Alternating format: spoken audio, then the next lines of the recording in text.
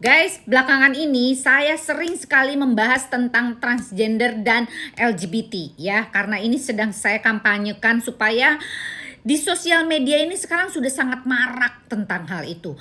Sampai ke kartun-kartun film yang ditonton di TV pun juga menceritakan tentang hal tersebut. Bagaimana generasi muda kita nantinya. Benar nggak? Nah, kemarin saya lihat ada pengakuan seorang transgender kembali ke kodratnya, yaitu dari seorang laki-laki dia berubah menjadi seorang perempuan karena mungkin lingkungan yang membentuk dia ya, padahal secara DNA dan kromosomnya itu dia sebagai seorang laki-laki, namun karena mungkin pergaulannya, lingkungan yang membentuknya, atau barangkali pola asuhnya, barangkali dia pernah mengalami trauma dan sebagainya, yang akhirnya pola berpikir dia itu menjadi seorang yang sebaiknya saya seorang wanita seperti itu. Itu antara perasaan dan kegalauan yang memang dia ada di dalam pikiran dia. Nah, seperti itu biasanya kalau dia datang ke psikolog, dia menceritakan tentang hal itu yang biasa kita sebut dengan dysphoria gender atau gangguan identitas gender ya guys ya.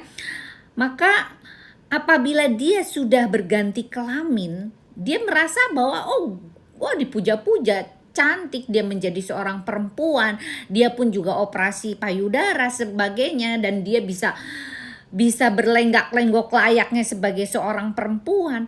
Namun secara kodrat dia sebagai seorang laki-laki, dia tidak bisa menstruasi, dia juga tidak bisa hamil, apalagi punya anak. Makanya ada seorang artis Indonesia, ini saya cerita yang tadi itu di Thailand ya guys. Kalau di Thailand itu mungkin tidak aneh ya, karena itu biarinlah orang luar lah gitu ya. Tapi memang lingkungan mereka kan sudah terbentuk seperti itu, banyak sekali transgendernya. Tapi di Indonesia jangan dong, kan kita Indonesia punya agama, punya ras, punya adat ketimuran yang kuat sekali. Nah, mana orang-orang ini, apakah mau disamaratakan dengan mereka? Kan enggak gitu loh. Jadi sebaiknya orang-orang seperti ini kembali kepada Tuhan. Tuhan itu bisa membolak-balikan hati dan perasaan manusia gitu loh. Yang akhirnya orang tersebut itu berpikir bahwa oh iya, buat apa saya membohongi diri sendiri bahwa yang terjadi secara fisik itu kecantikan, namun secara alamiahnya itu tidak dia dapatkan, yaitu melahirkan, menstruasi, lalu punya bayi gitu, apalagi itu. Nggak usah membohongi publik lah bahwa dia mandul lah dan sebagainya. Memang apa ada laki-laki punya rahim? Kan tidak ada gitu loh. Jadi please jangan membohongi publik bagaimanapun cara kalian.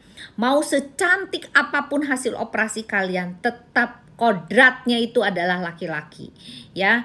Jadi kita saling menghargai keberadaan kalian dan perbedaan kalian, namun tidak untuk dipublish. Kalau Anda mempublish artinya Anda mengkampanyekan bahwa Anda itu benar ya, dan bahwa apapun yang dilakukan oleh Anda tidak untuk konsumsi publik. Paham ya? Dan ini saya keras untuk bicara masalah transgender ini atau LGBT ini. Karena orang-orang di sana nih, KPI nih pada kemana ini? Dan Kominfo tolong dong dikontrol nih orang-orang yang kayak begini nih. Jangan masuk ke dalam hal apalagi sosial media dan sebagainya. Masih bisalah cara lain kalian mengekspresikan rasa bahagia kalian dengan pasangan kalian yang sejenis itu. Nggak masalah kok. Kita juga bisa menghargai kalian kok. Kita hidup berdampingan, tapi tidak untuk saling mempengaruhi, oke? Ada pertanyaan guys, apakah seorang transgender atau LGBT bisa disembuhkan? Menurut American Psychiatric Association ya, di sana menyatakan bahwa tingkat kesembuhan mereka hanya 0,1%. Gila nggak? Nah, artinya mereka bisa sembuh apabila ada di dalam pikiran mereka itu dalam ketobatan, keniatan, dan keinginan. Buktinya ada tuh dia, bener nggak? Jadi segala sesuatu itu tidak ada yang tidak mungkin kalau kita niat mau berubah.